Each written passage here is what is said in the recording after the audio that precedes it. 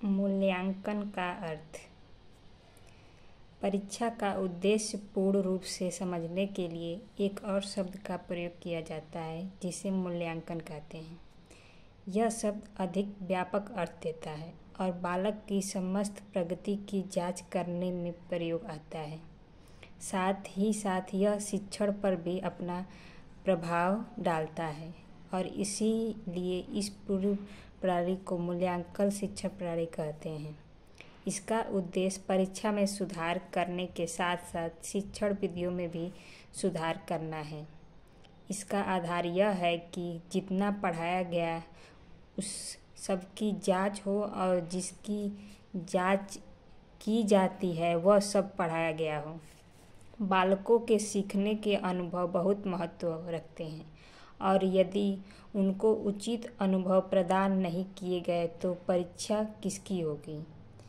दूसरे शब्दों में हम कह सकते हैं कि परीक्षा लेने से पहले हमें ये स्पष्ट हो जाना चाहिए कि किस किस की परीक्षा लेनी है, कितना ज्ञान किस रूप में बालकों को दिया जा चुका है जिसकी जांच करनी है, बालकों में कौन से परिवर्तन हो गए हैं जो उनकी प्रगति में सूचक हैं और हमें परीक्षा के द्वारा यह देखना है कि उनमें ये परिवर्तन हुए भी हैं या नहीं।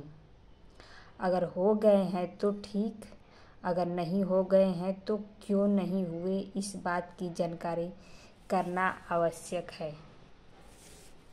यहाँ पर एक शब्दावली को स्पष्ट करना आवश्यक है।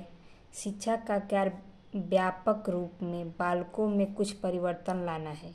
ये परिवर्तन उनके व्यवहार में तथा उनके आचरण में होंगे। यह समस्त शारीरिक, मानसिक अथवा आत्मिक हो सकता है। व्यवहार परिवर्तन बिना किसी शिक्षा के नहीं होता। शिक्षा द्वारा बालकों को अनुभव प्रदान होते हैं और उन अनुभव के आधार पर वह अपने व्यवहार को बदलता, सुधारता, परिवर्तित व संशोधित करता है।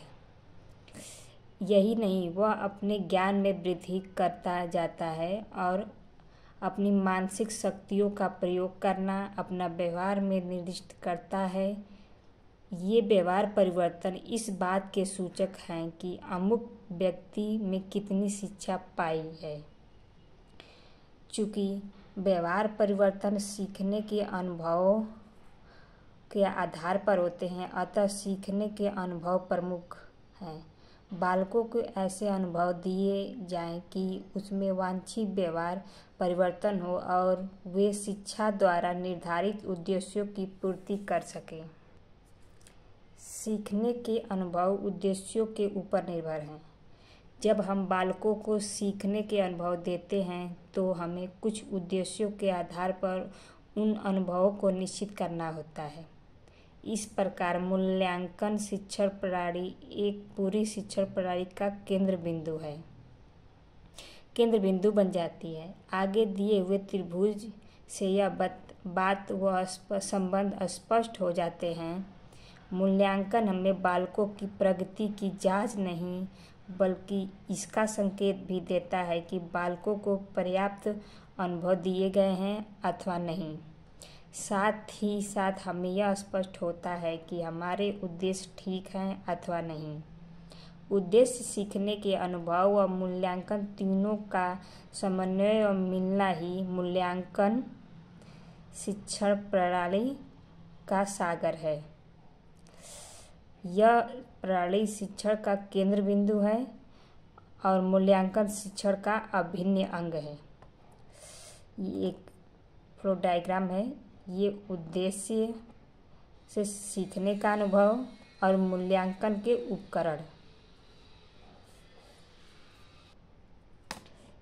फ्लो डायग्राम उद्देश्य से सीखने का अनुभव और मूल्यांकन के उपकरण। हिंदी शिक्षण में मूल्यांकन की उपयोगिता। हिंदी भाषा के शिक्षण में भी हमें मूल्यांकन का वह उपयोग दृष्टिगोचर होता है जो अन्य विषयों में है। जब हम भाषा पढ़ाते हैं तो हमारे लिए भाषा के पढ़ाने के उद्देश्यों को निर्धारित करना बहुत ही आवश्यक हो जाता है। शायद हम बहुत कम इस विचार करते हैं कि हमारे भाषा पढ़ने के क्या उद्देश्य हैं और क्या क्या, अथवा कौन कौन सी क्षमताएं हम बालकों को देना चाहते हैं, जिनके प्राप्त कर लेने पर हमें उनकी जांच कर सकें और कह सकें कि बालकों को भाषा ज्ञान हो गया है और उन्हें भाषा सीख ली है। उदाहरण के लिए हम कह सकते हैं कि बालक की भाषा के माध्यम से अपने विचारों, इच्छाओं व मनोवृत्तियों की अभिव्यक्ति करने की क्षमता प्राप्त हो जाए। यह ठीक है और सब स्वीकार करते हैं कि भाषा शिक्षण का यह उद्देश्य है, परंतु इसका क्या तात्पर्य है, इस पर हम पर्याप्त विचार नहीं करते। हम कब कह सकते हैं कि बालक को यह क्षमता प्राप्त हो गई है? इसके लिए यह आवश्यक है कि हम अपने प्रत्येक उद्देश्य को बालक के व्यवहार परिवर्तन में स्पष्ट करें और यह देखें कि बालक क्या क्या कर सकता है। तब हम कह सकते हैं कि बालक को वह क्षमता प्राप्त हो गई है। यदि उपयुक्त उद्देश्यों को लेकर हम चले और यह निश्चित कर ले कि बालक शुद्ध बोलता है, उसका उच्चारण शुद्ध है, वह अपने स्वर को यथोचित उतार चढ़ाव दे सकता है, वह शब्दों का प्रयोग ठीक करता है आदि, तो हम कह सकते हैं कि उक्त उद्देश्यों की पूर्ति हो गई है। इस प्रकार भाषा के प्रत्येक उद्देश्य को व्यवहार परिवर्तन के रूप में समझने की आवश्यकता है, तभी हम अपने उद्देश्यों के संबंध में निश्चित हो सकते हैं। उद्देश्यों के इस रूप में समझने के उपरांत हमें सीखने के अनुभव की व्यवस्था करनी होती है। हम विद्यार्थियों को सीखने के अनुभव इस प्रकार दें कि वे क्रियाशील बने और क्रिया करते हुए सीखें। सीखने के अनुभव बालकों को क्रियाशील बनाते हैं और बालक ज्ञान प्राप्त करते हुए उसे प्रयोग में लाना भी सीखते हैं। जो ज्ञान प्रयोग में नहीं लाया जा सकता वह व्यर्थ है। भाषा में मूल्यांकन बालकों के भाषा संबंधी समस्त ज्ञान की जांच करता है। शिक्षकों को चाहिए कि वे भाषा शिक्षण के संबंध में अपने उद्देश्यों को निर्धारित करें और तत्पश्चात उनकी व्यवहार परिवर्तन के रूप में व्याख्या करके सीखने के अनुभवों का आयोजन करें और फिर ऐसे प्रश्न बनाएं जिनसे उनकी पूरी जांच हो सके। तभी मूल्यांकन उचित होगा और बालकों की प्रगति की जांच साथ साथ वह शिक्षक के लिए भी अपनी कार्य क्षमता की जांच करने का साधन होगा। हिंदी शिक्षण में मूल्यांकन के क्षेत्र में निम्नलिखित बातें ध्यान देने योग्य हैं। पहला, मूल्यांकन व्यापक होना चाहिए जिसमें भाषा के सभी पक्षों एवं योग्यताओं की जांच की जाए। दूसरा, सैद्धांतिक विषयों के साथ साथ विधिक अभ्यासात्मक कार्यों और व्यवहारिक क्रियाओं का भी मूल्यांकन किया जाए, जैसे पत्र पत्रिकाएं और अतिरिक्त पुस्तकें पढ़ाना, पढ़ी हुई विषय सामग्री का कक्षा में चर्चा करना, कहानियों एवं कविताओं का संकलन करना, भाषा शिक्षण विषयक श्रव्य दृश्य उपकरणों का निर्माण करना आदि। तीसरा, मूल्यांकन में मौखिक परीक्षा को भी अनिवार्य रूप से स्थान दिया जाए। मौखिक परीक्षा में सर्वाधिक बल भाषा की शुद्धता और शब्दों के प्रयोग पर होना चाहिए। चौथा, मूल्यांकन सतत होना चाहिए। प्रत्येक पाठ को पढ़ने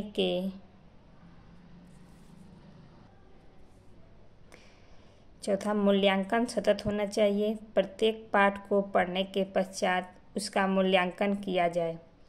संप्रति मूल्यांकन के निष्कर्षों के आधार पर निदात्मक परीक्षण किया जाए और उपचारात्मक अभ्यास करवाया जाए।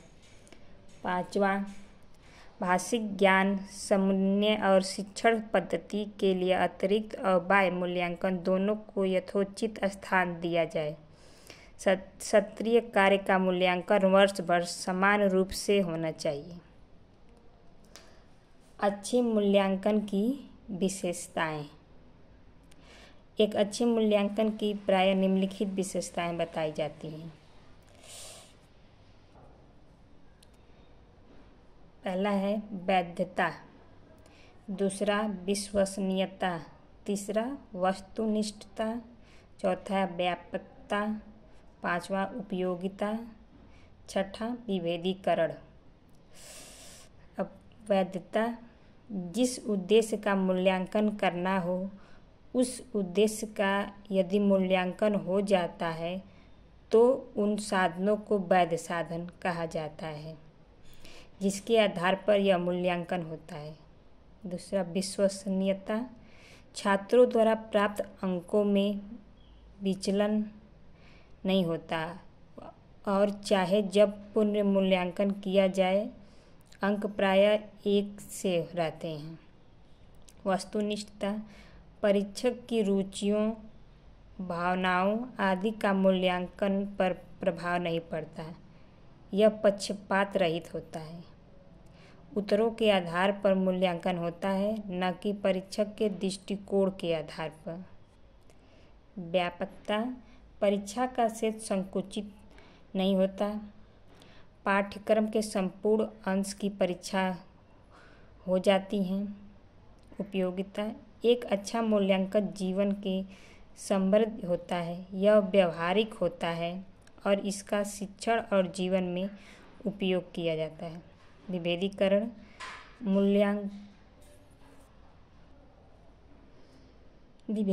मूल्यांकन को समक्ष और असम छात्रों में भेद करने की सामर्थ्य होनी चाहिए। प्रश्नों के प्रकार। मूल्यांकन की दृष्टि से प्रश्न 3 प्रकार के होते हैं: निबंधात्मक, लघु उत्तरात्मक, वस्तुनिष्ठ। निबंधात्मक प्रश्न, आजकल परीक्षाओं में प्रायः जिस प्रकार के प्रश्न आते हुए वे निबंधात्मक होते हैं। इन प्रश्नों का बनना बड़ा सरल होता है। इन प्रश्नों की अभिव्यक्ति और लेखन कौशल की जांच तो अच्छी तरह हो जाती है, किंतु इसमें व्यक्तिनिष्ठता अधिक होती है और इसमें उत्तरों में अस्पष्टता का भी ध्यान नहीं रखा जाता है। सुर और तुलसी की तुलना कीजिए, अथवा सुर की कविता की क्या विशेषता है, ऐसे प्रश्नों के उदाहरण हैं। दूसरा लघु उत्तरात्मक प्रश्न, इन प्रश्नों के उत्तर लघु होते हैं और इनमें कुछ अस्पष्टता भी होती है। इसमें भाव प्रकाशन की भी परीक्षा हो जाती है और साथ ही निबंधात्मक प्रश्नों के कुछ दोष से ये मुक्त भी रहते हैं। लघु उत्तरीय प्रश्नों के उत्तर 2-3 वाक्यों के प्रायः दिए जाते हैं। कभी कभी कुछ प्रश्न अति लघुत्तरीय होते हैं जिनमें से प्रत्येक का उत्तर 1-2 शब्दों में दिया जाता है। नीचे कुछ प्रश्नों के कुछ उदाहरण दिए जा रहे हैं। पहला प्रश्न, उन्नति और कृतज्ञ के विलोम शब्द लिखिए। उन्नति का विलोम अवनति और कृतज्ञ का विलोम कृतज्ञ। अवधी भाषा में लिखे गए 2 महाकाव्यों के नाम बताइए। रामचरितमानस और पद्मावत। ऐसे ये लघु तरीके हो जाएंगे। वस्तुनिष्ठ प्रश्न, वस्तुनिष्ठ प्रश्न बड़ी सावधानी से बनाए जाते हैं। इनका बनना कठिन भी है।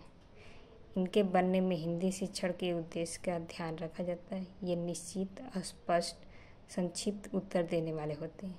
इसमें विश्वसनीयता व वैधता अधिक होती है, किंतु इनका सबसे बड़ा दोष यह है कि यह भाव व्यक्ति का परीक्षण करने में असमर्थ होते हैं। इन प्रश्नों के कुछ उदाहरण दिए गए हैं। पहला प्रश्न, निम्नलिखित वाक्यों की पूर्ति करते हुए शब्दों में से उपयुक्त शब्दों के माध्यम से करो। क, साहित्य लहरी सूर की रचना है। ख, यह ब्रज भाषा का ग्रंथ है। ग, निराला की प्रसिद्ध रचना राम की शक्ति पूजा है। शब्द तुलसी सूर ब्रज अवधि, रामचरितमानस, राम की शक्ति पूजा। इसी प्रकार ये आगे 2 क्वेश्चन है।